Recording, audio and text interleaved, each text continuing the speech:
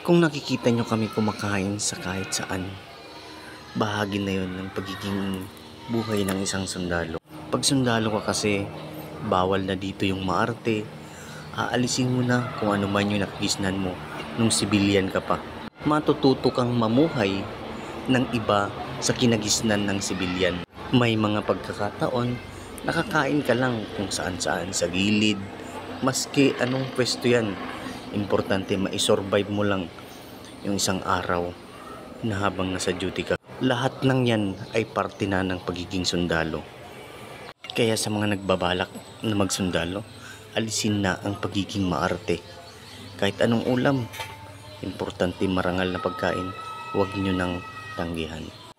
Dahil unang-una, hindi na tayo kagaya ng sibilyan pa.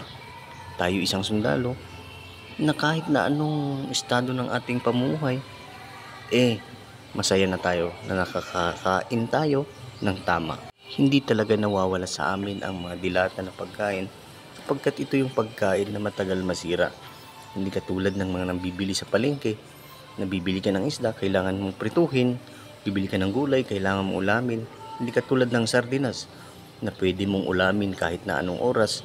Hanggat hindi mo binubuksan ay mananatiling pwede siya kainin. Kaya guys, yan, nakikita nyo ang aming ulam. Isang itlog, kanton, sardinas. Ayan, kaya nag-share na kami. Ilagay namin sa upuan upang sa ganun ay makakain kami ng sabay ng aking kabady. Kahit sana maging inspirasyon ito sa inyo na pag nasa serbisyo na kayo, ipakita natin na iba na tayo sa sibilyan. Iba na ang kinagisnan natin, iba ang natutunan natin sa loob.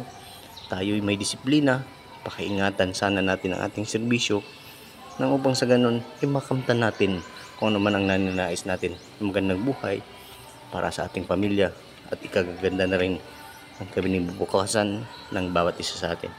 Ayan, sana paki-like and share na rin itong video na to para maging inspirasyon ng lahat.